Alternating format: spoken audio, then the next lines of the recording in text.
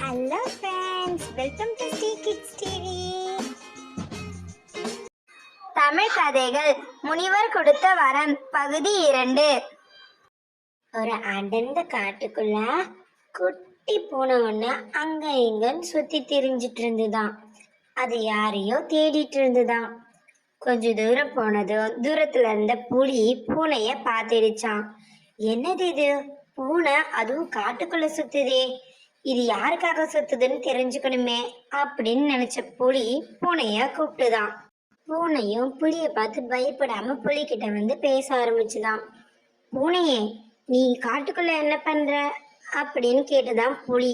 அதுக்கு பூனையோ, இங்க ஒரு பெரிய மரத்தடியில ஒரு முனிவர் தியானம் பண்ணிட்டு இருக்காராமே, அவரை பார்க்கறதுக்காக நான் வந்திருக்கேன் அப்படின்னு சொல்லிச்சான்.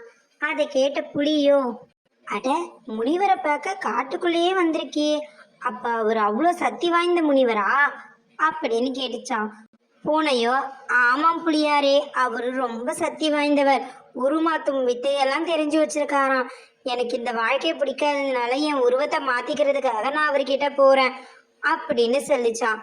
அதை கேட்ட புலியோ, அப்படியா, அப்ப எனக்கு என் வாழ்க்கை பிடிக்கல, நானும் வந்தா என்னையும் மாத்தி கொடுப்பாரா அப்படின்னு கேட்டுச்சான்.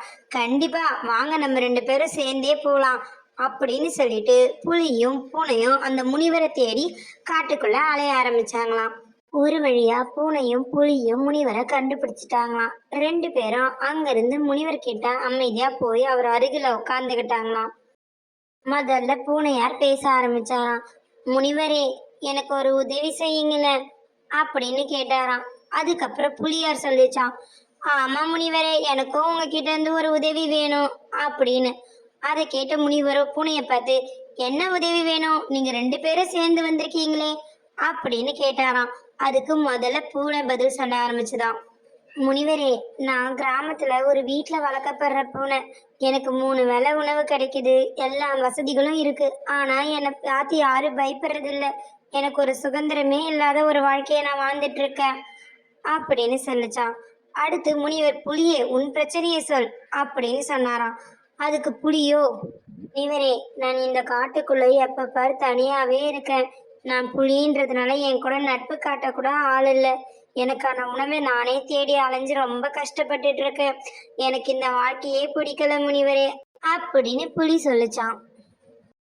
முனிவருக்கு பூனையும் புலியோட பிரச்சனை புரிஞ்சுதான். உடனே பூனையை பார்த்து கேட்டாராம், பூனையே, உனக்கு சுதந்திரமா இருக்கணும், உன்னை பார்த்து எல்லாரும் பயப்படணும், அதான ஆசை அப்படின்னு கேட்டாராம். புலியே, உனக்குன்னு உறவுகள்னு சொல்லிக்க யாரும் இல்லாதனால உறவுகள் கூட இருக்கணும்னு தானே நீ ஆசைப்படுற, அப்ப சரி, உங்க 2 பேரையும் நான் உருமாத்தி விட்டுடுறேன் அப்படின்னு சொன்னாராம். அது கேட்ட 2 பேருக்கும் ரொம்ப சந்தோஷமா. பூனை நினைச்சுக்கிச்சா, ஆஹா, நம்ம புலியா மாறிட்டா நம்மளை பார்த்து எல்லாரும் பயப்படுவாங்க, நம்ம பெரிய ஆளா அந்த ஊருக்குள்ள சுத்தலாம் அப்படின்னு நினைச்சுக்கிச்சா. புலியோ, அட சூப்பர், இதுக்கப்புறம் நம்ம உணவுக்காக கஷ்டப்பட வேணாம், நமக்கு உணவு தானாவே தேடி வந்துடும் அப்படின்னு நினைச்சு ரொம்ப சந்தோஷப்பட்டுதான். அதுக்கப்புறம் முனிவர் சொன்னாராம், நீங்க 2 பேரும் உருமாறி 1 வாரத்துக்கு அப்புறம் என்னை வந்து பாருங்க அப்படின்னு சொல்லிட்டு 2 பேரையும் பார்த்து சதாஸ்து அப்படின்னு சொன்னாராம். அவ்வளவுதான், பூனையோட உயிரும் புலியோட உயிரும் இடம் மாறியதாம். 2 பேரும் தங்களை பார்த்து ரொம்ப சந்தோஷப்பட்டாங்களாம். புலியோட உடம்புல இருந்த பூனைக்கும் பூனையோட உடம்புல இருந்த புலிக்கும் அவ்வளவு சந்தோஷமா. 2 பேரும் முனிவருக்கு நன்றி சொல்லிவிட்டு, ரொம்ப நன்றி முனிவரே, நாங்க 2 பேரும் 1 வாரம் கழிச்சு வந்து உங்களை பாக்குறோம் அப்படின்னு ரொம்ப சந்தோஷமா சொல்லிட்டு புலியா மாறின பூனை காட்டுக்கும் பூனையா மாறின புலி நகரத்துக்கும் புறப்பட்டாங்களாம். அங்கிருந்து சந்தோஷமா போற 2 பேரையும் பார்த்த முனிவர் தனக்குள்ளே நினைச்சாராம், இவங்க 2 பேரும் இப்ப சந்தோஷமா போறாங்க, இன்னும் 1 வாரத்துக்கு அப்புறம் வந்து நம்ம கிட்ட புலம்ப போறாங்க அப்படின்னு நினைச்சுக்கிட்டாராம். 1 வாரம் அழகா முடிந்ததாம். மறுபடியும் புலியும் பூனையும் முனிவரை பார்க்கறதுக்காக வந்தாங்களாம். புலியும் பூனையும் பார்த்த முனிவர் கேட்டாராம், அடடா, நீங்க 2 பேருமா, எப்படி இருக்கீங்க, நல்லா இருக்கீங்களா அப்படின்னு. அதுக்கு புலியும் பூனையும் பதில் சொல்ல ஆரம்பிச்சாங்களாம். முதல்ல பூனை பேசிச்சான். அட முனிவரே, நீங்க வேற, நீங்க எந்த நேரத்துல என்ன புலியா மாத்துனீங்களோ, என்னை பார்த்தாலே எல்லாம் பயந்து ஓடுறாங்க, அதுவும் இல்லாம நான் 1 வாரமா சாப்பிட கூட இல்லை, அப்படின்னு சொல்லிச்சான். அதை தொடர்ந்து பேசின பூனையோ, அட முனிவரே, நீங்க வேற என்ன புலியில இருந்து பூனையா மாத்திட்டீங்க. எல்லாரும் என்ன தூக்கி தூக்கி கொஞ்சறாங்க, சாப்பாட வாயில வச்சு திணிக்கிறாங்க. இதுக்கு மேல என்னாலலாம் பூனையா இருக்க முடியாது. நானாவது காட்டுல சுதந்திரமா சுத்திட்டு இருந்தேன், இந்த பூனையா மாறி ரொம்ப கஷ்டப்பட்டுட்டேன். தயவு செஞ்சு என்ன புலியாவே மாத்திருங்க அப்படின்னு சொல்லிச்சான். அதை கேட்ட முனிவர் சிரிச்சுக்கிட்டே சொன்னாராம், பாத்தியா பூனையே, நீ புலி மாதிரி வாழணும்னு ஆசைப்பட்ட, ஆனா புலியோ பூனை மாதிரி வாழணும்னு ஆசைப்பட்டது. ஆனா 2 பேருக்குமே நிம்மதி கிடைக்கல. ஏன் தெரியுமா? அவங்கவுங்க வாழ்க்கைக்குன்னு ஒரு தனித்துவம் இருக்கு. அதை விட்டுட்டு நம்ம மற்றவங்க மாதிரி வாழணும்னு நினைச்சா இப்படிதான் கஷ்டப்படணும் அப்படின்னு சொன்னாராம் முனிவர்.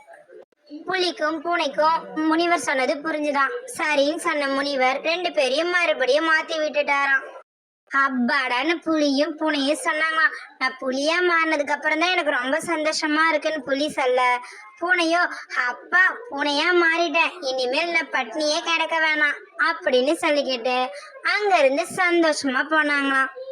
இந்த கதையில இருந்து நம்ம என்ன தெரிஞ்சுக்கணும்? புலியும் பூனையும் இன்னொருத்த மாதிரி வாழ ஆசைப்பட்டு மாறிச்சிங்க.